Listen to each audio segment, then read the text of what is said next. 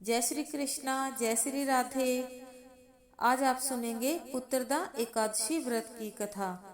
साल की पहली एकादशी को पोष पुत्रदा एकादशी के नाम से जाना जाता है। पोष माह के शुक्ल पक्ष की एकादशी तिथि को पोष पुत्रदा एकादशी मनाई जाती है। पंचांग के अनुसार इस साल 21 जनवरी को पोष पुत्रदा एकादशी का व्रत रखा जाएगा। रविवार को पूरे विधि विधान से विष्णु भगवान की आराधना की जाएगी। विष्णु भगवान की असीम कृपा पाने के लिए यह दिन महत्वपूर्ण माना जाता है। मान्यताओं के अनुसार पोष पुत्रदा एकादशी का व्रत रखने से संतान इच्छा की पूर्ति होती है। इसलिए आइए जानते हैं पोष पुत्रदा एकादशी का शुभ मुहूर्त, पूजा विधि और व्रत पारण का सही समय।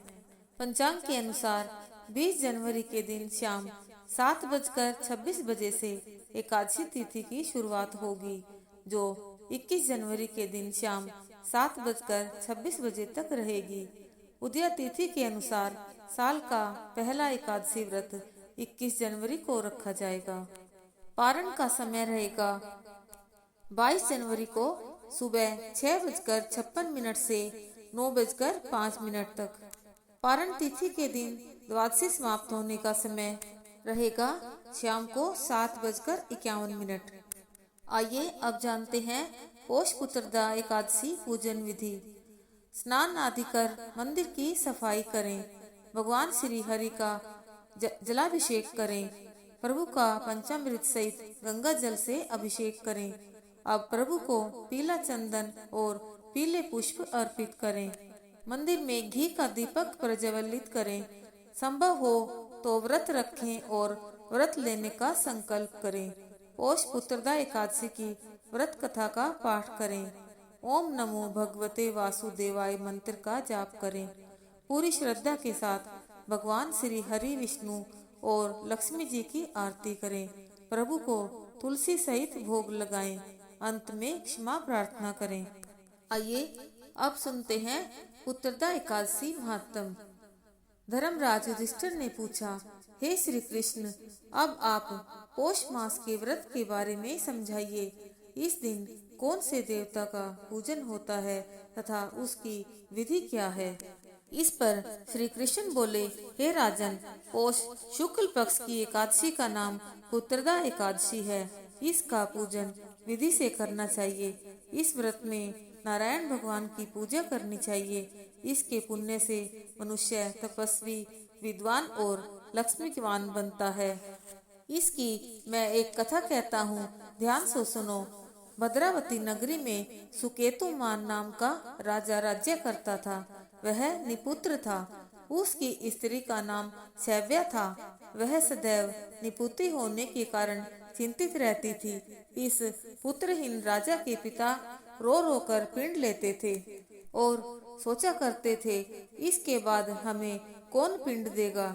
इधर राजा को भी राज्य वैभव से भी संतोष नहीं होता था। इसका एकमात्र कारण पुत्रहीन होना था। वह विचार करता था कि मेरे मरने पर मुझे कौन पिंड देगा।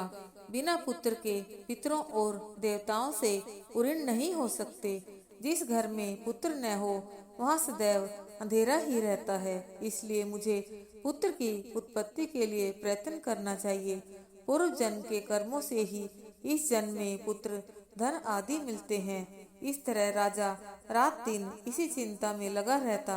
एक दिन राजा ने अपना शरीर त्याग देने की सोची, परंतु विचार करने लगा कि आत्मघात करना महापाप है। राजा इस तरह मन में विचार कर एक दिन छिपकर वन को चल दिया। राजा घोड़े पर सवार होकर वन में पक्षियों और वृक्षों को देखने लगा। हाथी अपने बच्चों और हथिनियों के बीच में घूम रहे हैं।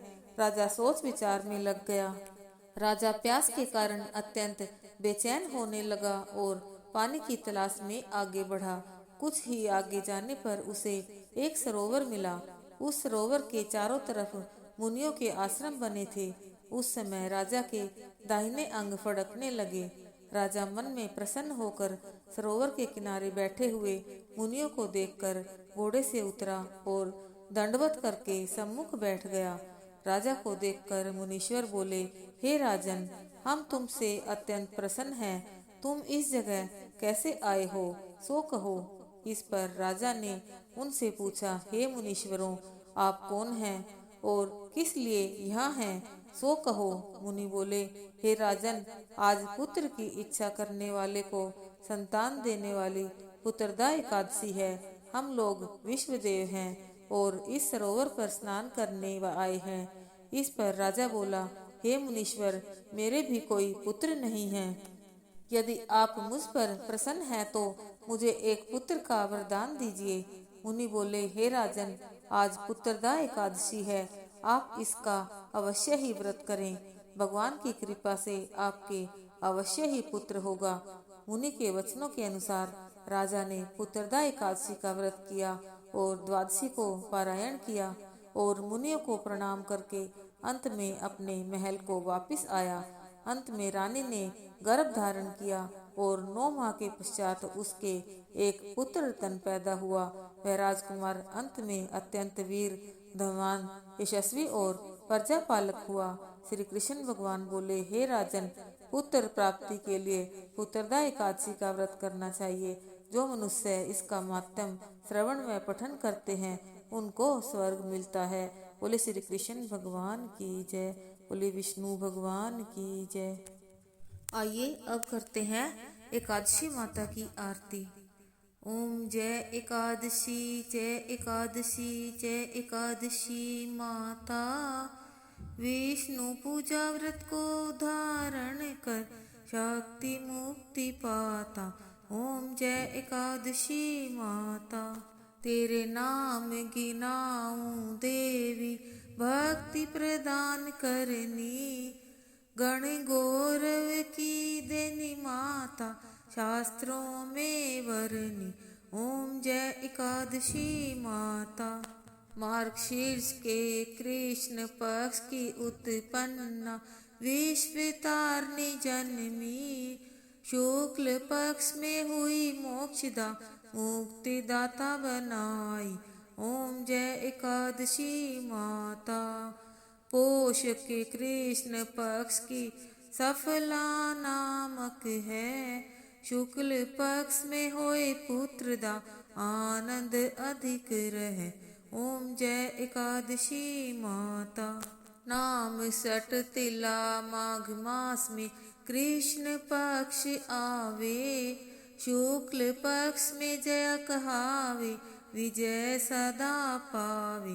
ओम जय एकादशी माता। विजया फागुन कृष्ण पक्ष में शुक्ला आमल की। पाप मोचनी कृष्ण पक्ष में चैत्र महाबल की। ओम जय एकादशी माता। चैत्र शुक्ल में नाम कामदा, धन देने वाली। नाम बरुथनी कृष्ण पक्ष में वैशाख माह वाली। ओम जय एकादशी माता। शुक्ल पक्ष में होई मोहनी, अपरा ज्येष्ठ कृष्ण पक्षी। नाम निर्जला सब सुख करनी, शुक्ल पक्ष रखी। ओम जय एकादशी माता। योगनी नाम आषाढ़ में जानो, कृष्ण पक्ष करनी। देव शैनी नाम कहायो, शुक्ल पक्ष धरनी। ओम जय एकादशी माता। कामिका श्रावण मास में आवे, कृष्ण पक्ष कहिए। श्रावण शुक्ला होए पवित्रा, आनंद से रहिए। ओम जय एकादशी माता। अजा भाद्रपद कृष्ण पक्ष की परिवर्तनी शुक्ला। इंद्रा आश्विन कृष्ण पक्ष में व्रत से भव सागर निकला। ओम जय एकादशी माता। पापा कुंशा है शुक्ल पक्ष में आप हरन हारी। रमा मास कार्तिक में आवे, सुखदायक भारी। ओम जय एकादशी माता। देवोत्थानी शुक्ल पक्ष की दुख नाशक मैया, पावन मास में करूँ विनती पार करो नैया। ओम जय एकादशी माता, परमा कृष्ण पक्ष में होती जन मंगल करनी, शुक्ल मास में होए पद्मिनी दुख दारिद्र हरनी। ओम जय एकादशी माता, जो कोई आरती एकादशी की भक्ति सहित गावे, जन गुर दिता स्वर्ग का वासा निश्चय वह पावे। ओम जय एकादशी माता। ओम जय एकादशी, जय एकादशी, जय एकादशी माता। विष्णु पूजा व्रत को धारण कर शक्ति मुक्ति पाता। ओम जय एकादशी माता। बोलिए एकादशी माता की जय, बोलिए विष्णु भगवान की जय, बोले श्री कृष्ण चंद्र भगवान की जय, लक्ष्मी माता की जय, तुलसी महारानी की जय।